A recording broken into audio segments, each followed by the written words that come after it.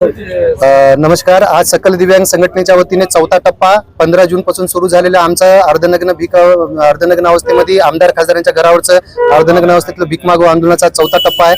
पहिला माजी मुख्यमंत्री तथा खासदार आणि आमदार खासदार यांच्या घरापासून आम्ही सुरुवात केली। दुसरा टप्पा विधान परिषदेचे आमदार हेमंत पाटील तसेच उत्तरचे आमदार बालाजीराव कल्याणकर साहेब। याच्यानंतर आमचा तिसरा टप्पा हा मुंबई पावसाळी अधिवेशनावर धडकला होता।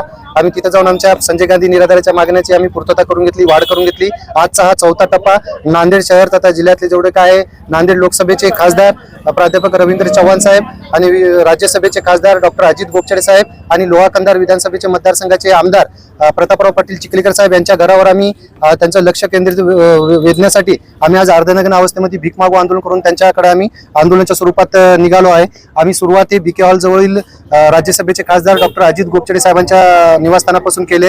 तर आम्हाला अजित गोपछडे साहेबांनी इथे भेट देऊन दोन तास आमच्याशी चर्चा करून संबंधित आमच्या मागण्याच्या अनुषंगाने ज्या काही मागण्या होत्या त्यापेक्षाही त्यांनी असं आम्हाला आश्वासन दिले की एमपी लॅड्स असेल, एमपी लॅड्सचा त्यांनी 30 लाख रुपयाचा असे आदेश जिल्हाधिकाऱ्यांना देऊन आमचा राखीव ह्या वर्षीपासून निधी खर्च करणार असं आश्वासन दिले।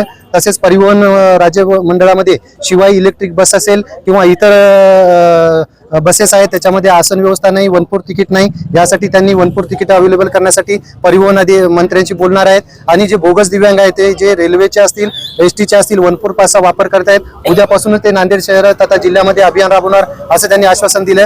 तसेच रेल्वे आहेत, रेल्वेमधल्या कॅन्टीन दिव्यांगांना स्वयंरोजगारासाठी देण्यात येणार यासाठी त्यांनी रेल्वे मंत्र्यांशी भेटणार सांगितले। दिव्यांगांना स्वयंरोजगारासाठी गाळे असतील, शासकीय सेतू सुविधा केंद्र असेल, स्वस्त धान्य दुकान असेल, या ज्या ज्या काही आहेत त्याच्यामध्ये त्यांनी आम्हाला पुढाकार देऊन दिव्यांगांना ते मिळवून देण्याचं आश्वासन दिलं। एवढंच नव्हे तर डीपीटीसी योजनेमध्ये सध्याला 1% निधीची तरतूद करण्यात आली आहे।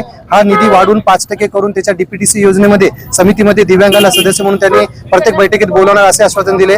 खरं म्हणता आम्ही आमदार खासदारांना विनंती करत होतो की तुम्ही वाढदिवसावर व्यर्थ खर्च न करता आमच्या मागण्या आमदार खासदारांनी त्यांच्याकडला एमपी लॅड्स मधला आणि आमदार स्थानिक क्षेत्र विकास निधीतला दिव्यांगाचा जो 30 लाख रुपये दरवर्षीचा आहे हा त्या वर्षी खर्च करावा। विधानसभेमध्ये, लोकसभेमध्ये, राज्यसभेमध्ये आम्हा दिव्यांगाचे जे प्रलंबित प्रश्न आहेत, दिव्यांग सुधारित ऍक्ट 2016 अंमलबजावणी असेल किंवा विविध योजना असतील, घरकुल असेल, म्हणजे पुनर्वसनाच्या जेवढ्या काही शासन योजना आहेत यांची अंमलबजावणी करण्यासाठी त्यांनी आमचे प्रश्न विधानसभा, लोकसभा, राज्यसभेमध्ये मांडावे आणि त्याचे लक्ष केंद्रित करण्यासाठी आमच्याकडे त्यांचं लक्ष वळवण्यासाठी आम्ही हे अर्धनग्न अवस्थेमध्ये भीक मागो आंदोलन सुरू केले आहे।